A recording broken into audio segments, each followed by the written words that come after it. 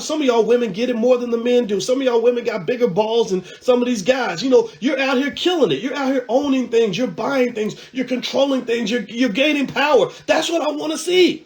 That's what I want to see. So long story short, Powernomics classes every Wednesday night. It's totally free. Just go to my website. Go to BoyceWatkins.com. You'll see a lot of stuff there. In fact, my wife is a therapist. I even brought her on board to help because she's an expert on the subconscious mind, which is the thing that they control when it comes to black people. The subconscious mind is how they get your money. The subconscious mind is how they keep you under control. The subconscious mind is how they oppress you. So she's an expert on the subconscious mind, and she's doing something tomorrow, which you can join. You can visit that for free. Visit that class for free. And it's financial rehab. She's doing a session tomorrow, Sunday at 8 p.m. And you can go to BoyceWatkins.com. The link is right there at the top. Financial rehab with Dr. Alicia. If you're on Instagram, just hit the link in the bio. You can join us tomorrow. Like, we're trying to really get this done. So let's dig into this. Let's talk about this little baby thing because I want to make this point. All right, so Willie D shares this video of Lil Baby in the jewelry store. They are supposed to charge him $25,000. Instead, they charge him $250,000. That's a big ass gap. That's not an administrative error. That's not like, well, we thought you got 2 orders of fries, but so we charge you an extra $1.65. No, that's like, we gonna rob this dude and hope that he don't notice. Now, I don't know if they did it on purpose or not. I don't know. And shout out to Lil Baby for noticing, or whoever noticed on his team. I think that's great. But I mean, seriously, don't y'all think that's a little weird? I mean, how would you feel if you went to the store and they literally charged you 10 times more than what the actual price is supposed to be? Now, sure, maybe it's like an extra zero, administrative error. My wife had that happen to her actually when she went to go get a hair weave or something. No, it wasn't a hair weave, it was some hair stuff. She don't wear weaves. Sometimes she'll get those extensions and stuff. I don't understand women's hair. Like, sometimes your hair will be long and then it'll be short, and that's like a magic trick I'll never understand. But either way, though, that does happen. So they do this, right? And then when Lil Baby brings it up to them and says, hey, y'all made a mistake, give me my money back. They basically said in this video, and I believe it's real, it looked real, that we'll give you $250,000 in store credit. So they didn't give him the money back, like in cash, which would be a lot of cash. They didn't put it back on his credit card. They said, we'll give you $225,000 in store credit. I don't know, how many of y'all feel a little bit weird about that? And Willie, shout out to Willie. Willie's a smart guy. Willie was like, store credit? I didn't pay you in store credit. I paid you with dollar bills. And you're paying me back with store credit, which really kind of means, think about I want you to process this for a moment. Store credit means that money's still going to get back in his pocket anyway. That's not me giving you your money back. That's me loaning you the money that you've already paid me. That's still my money. I'm just going to let you hold it for a little while because you got store credit. Now remember, pay attention. Now think about this. He gave them real money. So they got this money in their bank account. They're going to take this money home and feed their children with it. They're going to buy another property with it. They're going to put one of their kids through college with it because $225,000 will pay for a 4-year college degree at a lot of universities. $250,000, $225,000 will buy you a whole entire house that will probably appreciate in value to $500,000 in the next 5 years. $225,000 will feed a whole lot of families. It'll buy a whole lot of everything for a lot of people who really need money. So $225,000, I know, I get it. You're a rapper, you're doing shows, they paying you 80 grand a show, 100 grand a show, right? Money ain't nothing but a thing. It's easy. But see, you come from a community where getting $225,000 ain't easy. There's HBCUs out here that would give their left pinky toe to get a $225,000 donation. They can't get that. They can't get their alumni to write a check that big because 99% of their alumni can't write a check that big. So the reason I took a moment to take this morning to kind of talk about this a little bit is not because I'm beating up on Lil Baby. I get it. I understand. Look, it's his money. They call him Lil Baby, but he sounds like he's a grown-ass man. He's making records, making money, got women, doing well for himself. God bless that, right? So it's his right to do what he wants with his money. So I'm not commanding anything or anybody. I'm not shaming anything. I'm just bringing awareness to it, economic awareness. First step toward having money is to be aware of where the money's being lost. It's like if you have a football team and you're losing games, Like black people, we're losing wealth. We're like a football team that's losing games. The first step toward going from a losing culture to a winning culture is awareness of why you're losing. Oh, well, the reason I went through your stats, and the reason that you're losing every game is because your defensive line is allowing the opposition to get 6, 7, 8 yards a carry, and you can't win football games if your defense is that weak on the front line. So this is what you got to fix if you want to start winning games. Do you understand? It's awareness. It's understanding. So when you talk about economic awareness, everybody want to talk about being woke, what it means to be woke. And Lil Baby, shout out to him. He's known for being a little woker than some of the other rappers. He got invited to the White House by Joe Biden. Now, mind you, they don't invite people that are going to ask the hard questions. They're not going to invite me to the White House. So sometimes I have to work through the rappers and the entertainers to get the message out. So when Ice Cube goes on CNN, me and him talked before he went on CNN to say, okay, I think if you bring this up, this will work. If you bring that up, LL Cool J, I remember once he called me, he got stuck in a political situation, and I said, well, I think if you look at it this way and approach it that way, this will help you deal with the controversy. It worked. I saw him on Jimmy Kimmel, and he said exactly what I said to say, and it worked. I was like, good for him. When Charlamagne the God was interviewing with Joe Biden, I remember saying, I texted him, I said, hey man, if you ask him about this, this will trip him up, and ask him about that, this will trip him up. So Charlamagne trips up Joe Biden, right? So sometimes we got to work through the entertainers, because the entertainers, unfortunately, are the voices that white folks will listen to. But they don't really want to listen to the scholars. They don't want to really listen to the people that ask the hard questions. They really don't want to listen to the teachers. They really don't want to listen to the lawyers. They really don't want to listen to the doctors. They really don't want to listen to the parents. They really don't want to listen to the people that are really making this damn thing move. Because if the black community depended on entertainers for us to be safe, secure, strong, and successful, then we would be in a whole lot of trouble.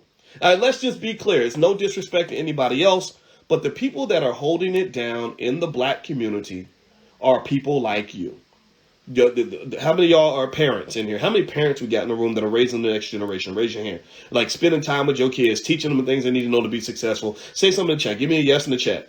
How many people in the community we have in here that are working hard every day? Where you're getting up every day, working on your dream, working on somebody else's dream, struggling to stay married to a crazy black man or a crazy black woman, trying to do everything you can, taking care of loved ones, taking care of relatives that are in the struggle, right? Or maybe you're the most educated or the most economically successful, so you're carrying that weight, right? So to me, you're the engine. You're really the engine of this community. The entertainers are the flash.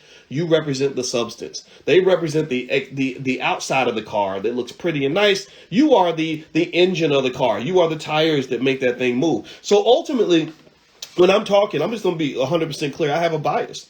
I'm not just black first. I'm really y'all first. Meaning that I'll talk about what an entertainer does, but honestly, a lot of entertainers don't impress me very much at all. A lot of them are very weak, very flimsy. They're just famous because a white person put them on TV. That doesn't make them any better than you. And I want to reiterate that to you so you don't get caught up in the frenzy that so many black people are caught up in, where we worship these entertainers.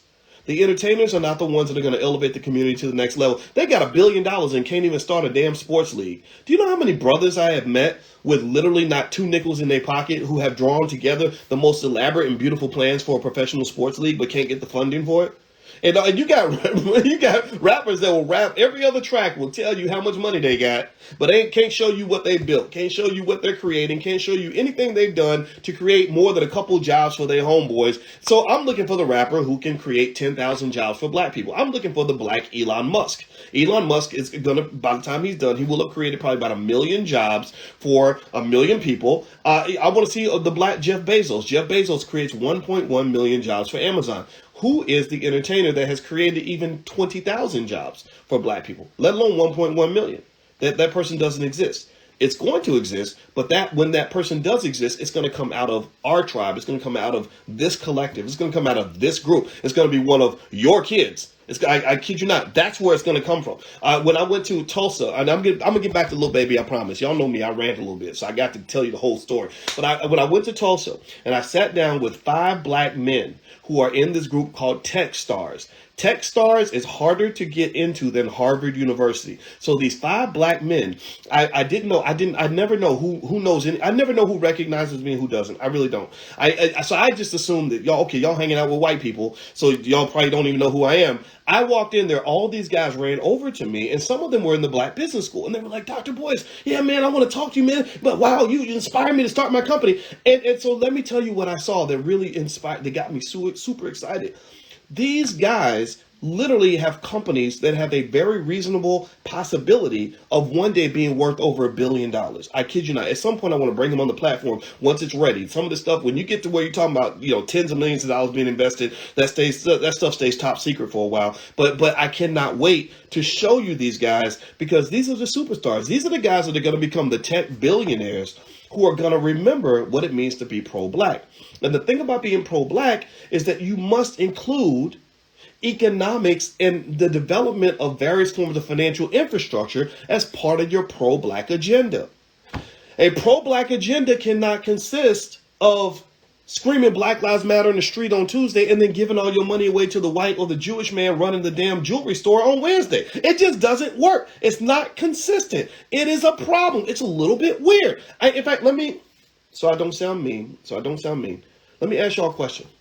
Let's go back to Lil Baby. No disrespect to Lil Baby. Lil Baby, if you're watching, I promise you, man, I don't hate you. Like, call me, man. Just call me. We'll talk. We'll be friends. I respect you, dude. You're killing it. Good for you.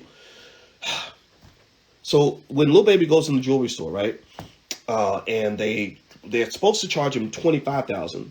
Instead, they charge him $250,000. So they took $225,000 in cash from him. And then when he goes back to get a refund, they say, we'll give you a store credit. And he says, okay. All right. So I want to ask y'all this question. So let me frame it up so I can answer the right question. So a black man goes into a jewelry store that's not owned by black people, probably owned by a white guy or a Jewish guy or something like that. Maybe Jake the jeweler. I don't know who the hell it was. And he gives him $225,000 in store credit instead of actually giving him his money back. Do you think that if a Jewish man or an Asian man or a white man went into a black-owned business, imagine this. I want y'all to really think about this.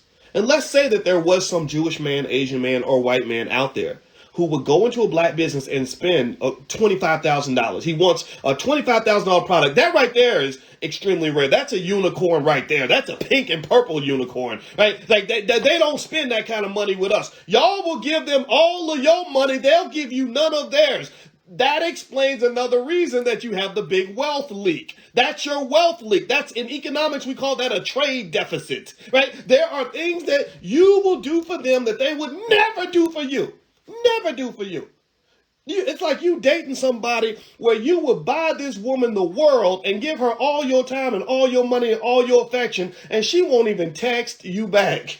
That's how much y'all love white folks, right? So you, ma'am, sir, are the white supremacists. It ain't just them, it's you too. So let's just be clear about that. That right there alone, I feel like I'm in fantasy land, even imagining a white guy or an Asian guy or a Jewish man going into a black-owned business, a black jewelry store, and saying, I want $25,000 worth of what you got. That ain't gonna happen, partner. You show me an example where that's ever happened anywhere. Right? It rarely happens. Maybe it does sometimes, right? I'm not saying you got black jewelry store owners and all that, right? So I'm not saying it never happens, right? Because sometimes it does, but not that often. And then imagine, let's keep going. Imagine that instead of you charging him $25,000, your clerk accidentally hits an extra zero and charges them $250,000. And then when their credit card swipes, somehow no one notices that the number's a lot bigger than what it's supposed to be, and $250,000 comes off their credit card. So at that point, they're probably going to think you're a crook. They're probably going to think that it wasn't accidental because you are black after all, right? So let's assume that they just believe it's an honest mistake. So this white man, Jewish man, Asian man, whatever, Arab man, non-black, comes back to your store and says, sir, I looked at my receipt and I just noticed that you charged me $250,000 instead of $25,000. That's more than I agreed to pay. And do you think, give me a yes or no, in chat. I want y'all to answer this. Everybody answer. Do you believe that they would be okay with you saying, oh, well, we'll just give you a store credit? Do you think that they would be okay with that? And say, no, we're not going to put it in your card. We're not going to give you the money back. We're not going to write you a check. We'll just give you a store credit. So now you can come back and get $225,000 worth of our merchandise. So, do you really think that they will be okay with that? I really wanted to draw it out for you so you can just see in plain view the sheer hilarity of the economic relationship that black people have with the rest of the world. There is shit that they'll do to you and with you and with your money that they would never, ever allow you to ever do to them in 10 million years. Ain't no Jewish man I ever heard of gonna take a $225,000 worth of store credit from a black-owned business when he could have got his cash back. So this is the part that I just want to challenge on. I want us to think about these things, right? And my buddy D1, who I just love this guy. He's such a great guy. He's super smart. D's actually at Harvard right now. Y'all may not know this, but so you can't say all the rappers are not that smart. This brother's at Harvard literally right now as we speak.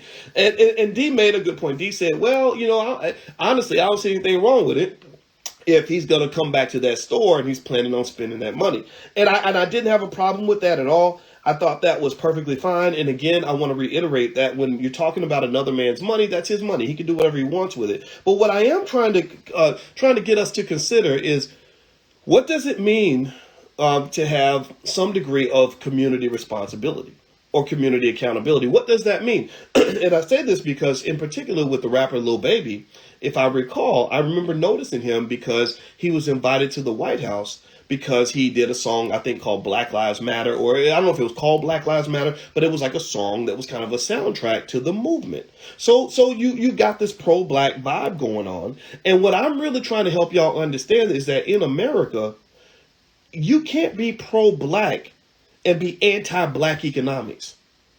You cannot, it's impossible for you to say, I'm going to move the black community forward, but I'm going to throw my money away and give my money to white folks at the same time. And the reason is because money is power. Money is power. Every time you spend $1, you are transferring your power to another person. So if white supremacy and racism is your enemy and your adversary, then why would you transfer power to your adversary and then claim to be fighting the adversary at the same time? If I'm in a football game, there is no coach in the history of the world who would say that I'm going to win more games by giving the ball to the opposition every time I go on offense. They would say that's insane. You don't do that. You punt if you have to. If you have no other option, you punt the ball. But even then, you're kicking the ball down the field. You're making it hard for them to get down the field. You cannot say, set, hut, and then find the defender and throw the ball to the defender and think that means you're going to win the game. And that's the problem. In the game of competitive global economics, black folks play the game backwards sometimes. We think, and other groups don't have this problem. Ain't no Asian person gonna run up in your business and drop $250,000 that they could have spent with an Asian business. They're just not gonna do that. That's just a fact. Ain't no Jewish people I've ever met gonna go and say, oh, well, I'm gonna pass up all the Jewish businesses so I can find a black business and go give them $250,000 of my family's wealth. This is capital. That's big money. $250,000 can easily grow to $1 million in about 5 to 10 years if you invest it right.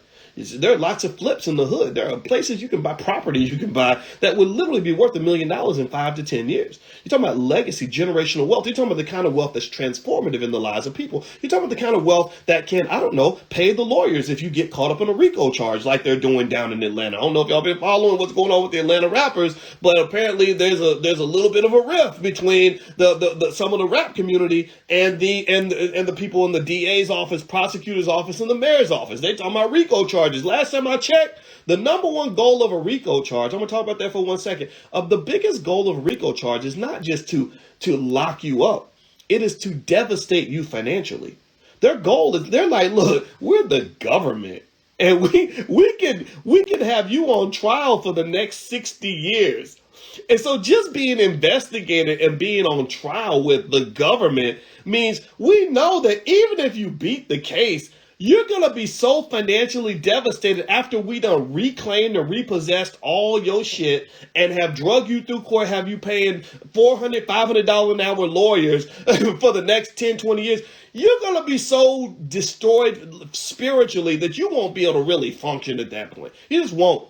When Joe Biden passed his incarceration laws, which is why to this day I'm not voting for that man. I'm sorry. I know y'all hit me up and say, yo, it's the past. You got to forget it. Well, no, to hell with you. No, it ain't the past. It's very real to me. It was very traumatic to watch my friends get 50, 60 years in prison. When Joe Biden passed his little crack cocaine laws to lock up black men back in the 90s, one of the things that he said in one of his speeches is he said, not only will you get a mandatory number of years for having small amounts of crack, far less than what Hunter Biden, his son, carries around, right? Hunter's the crack king. He smokes it up, probably sells it, all this other stuff. But again, this is racism, right? Right. So his laws don't apply to Hunter; they apply to you, right? Because you are the hunted. His son is Hunter. You are the hunted. So they're hunting you. So not only will you get a minimum number of years in prison if we catch you with this shit, but on top of that, he said the government then has the right to possess everything that you have.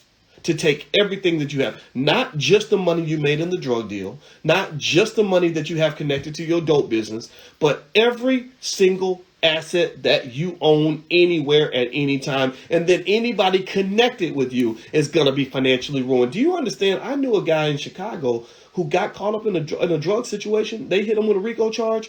They locked up. They gave him 14 life sentences with no parole. They locked up his brother for 20 years. They locked up his sister for several years, and then they even locked up his mother. They literally did a complete genocide on an entire generation of that family. They wiped the whole family clean. The kids had no parents now because everybody was getting locked up. So this is real stuff. So what I'm saying is that one of the weapons that they use is money. One of the weapons they use is the strategic advantage that the government has an infinite supply of resources. They can literally print money, and your resources are limited. So they say, hey, we'll just have you in court for the next 5 to 10 years, and you won't be able to really do anything because we're going to take all your money either way. So what I'm saying to you is at the end of the day, here's what I'm saying.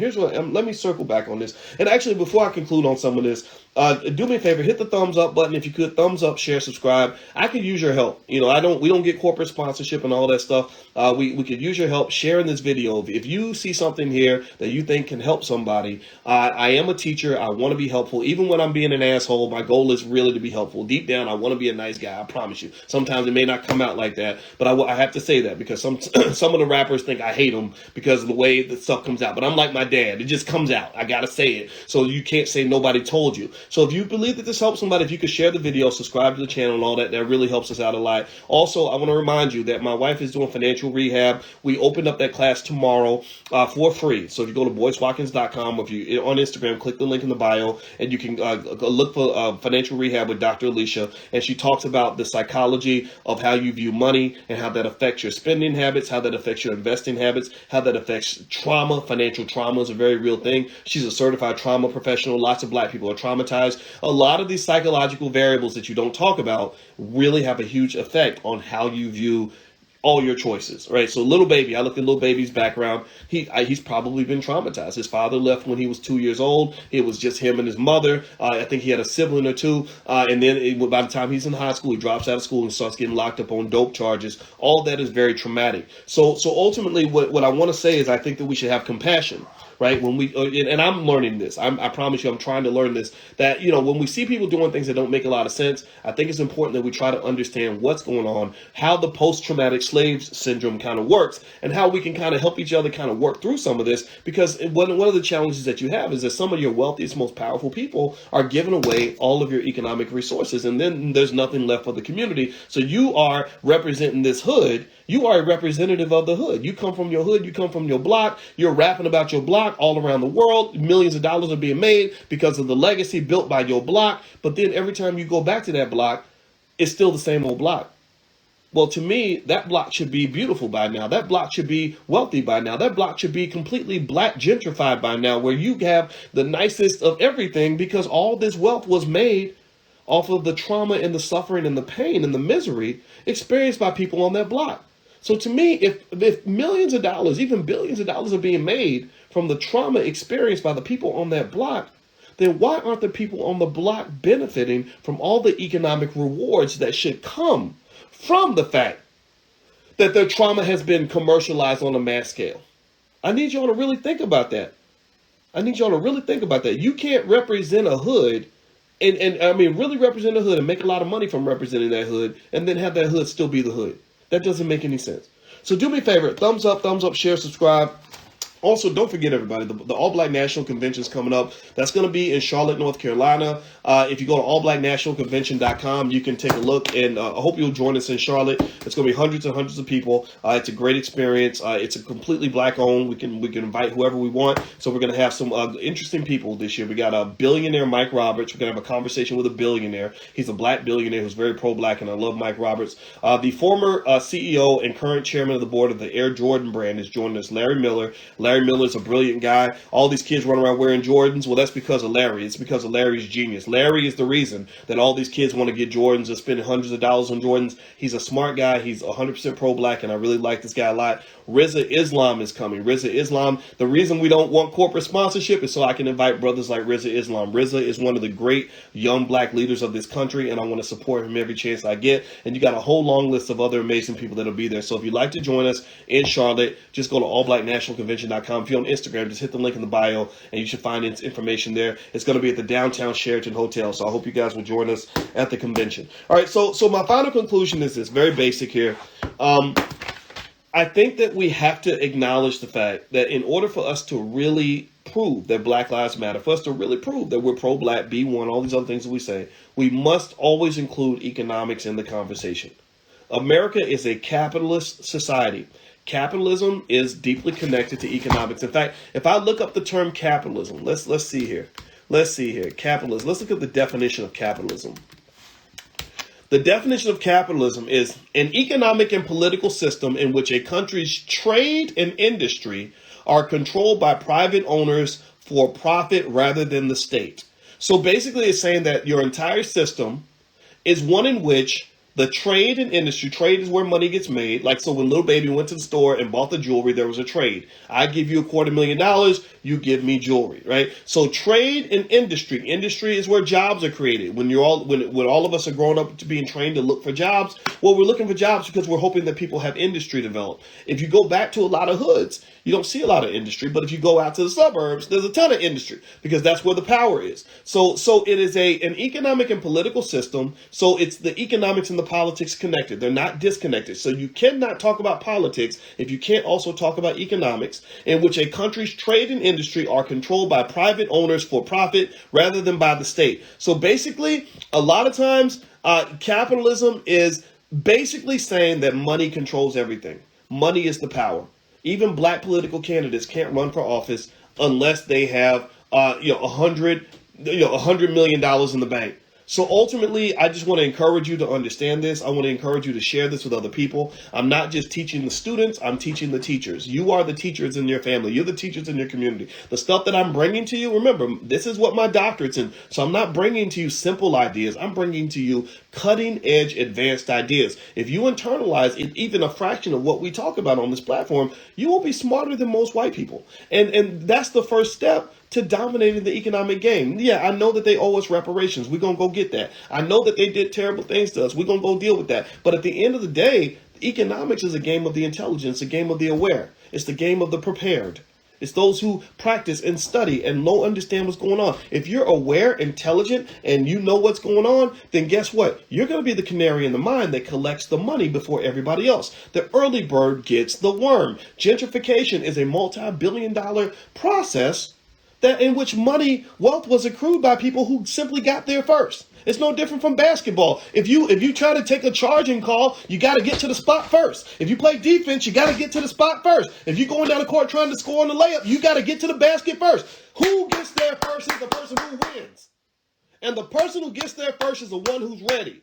This is why I am 100% against anything in music that encourages our young people, our brilliant, bright, and amazing young people, to become drug addicts when they're 17, 18 years old. Because ain't no junkie ever gonna be a competitor to this white man's peril. You can't compete against white supremacy if you are addicted to the dope. If you are a slave to the drug, how in the world do you think you're ever gonna be free? Junkies aren't free.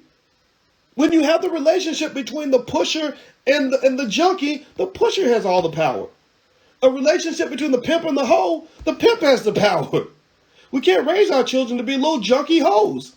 Right? We can't. I don't want to raise junkie hoes. I don't want to raise people that are addicted to somebody else's power and following somebody else around and always begging somebody else and always asking, waiting for somebody else to give me instructions. Yeah, boss, what do you want me to do, boss? Where, can I get a job, boss? Can you help me out, boss? Boss, I need your support, boss. Can you?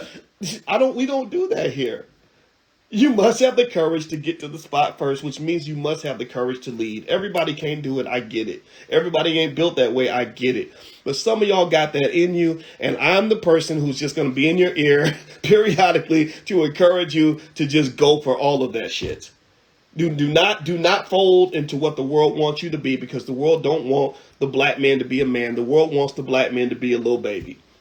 No disrespect to little baby. I know that was kind of that was a little bit mean what I just said. I'm not dissing that, but really, I want some big men and big women. I want some people that really want to lead. That's what I think. That if you do that, I think you're going to win. And the reality is, at the end of the day, while racism is very real, a white man will never be able to stop you from picking up a book. A white man will never stop you from starting a business. A white man will never stop you from taking care of your kids. A white man will never stop you from buying property. A white man will never stop you from getting what's yours if you're prepared and if you do the right thing and if you move forward with intention. So let's just be intentional in everything that we do. Do we get it? Give me a yes in the chat to let me know I didn't waste my time. My wife's been waiting on me, so I'm about to get on out of here. I'm about to go be intentional about spending some time with my beautiful wife. And I just want to say hello, everybody. I love you. Thank you for listening. I appreciate it. And again, anybody in Atlanta that hears this, or Lil Baby's team, or because I know people that know him and all that, just know this is not a diss. This is just a point of clarity. This is just me doing for the world what my father did for me. Sometimes my father would give me good information, good advice, and it didn't always come out the right way. But I know that his heart was in the right place, and I want you to know that that's what I'm trying to do. Okay? So thumbs up, share, subscribe if you have not done that yet. Just a reminder, don't forget that tomorrow Dr. Alicia is doing her financial rehab in the Black Business School. If you'd like to join, that session is free. So just go to BoyceWatkins.com if you'd like to just take a look, or if you're on Instagram, hit the link in the bio. Also, if you go to BoyceWatkins.com, you can learn about the convention or our financial flashcards for kids and all these other things. So take care, everybody. God bless you. Have a great day. Thank you for listening. I love you. I'll see you soon. Take care now. Peace.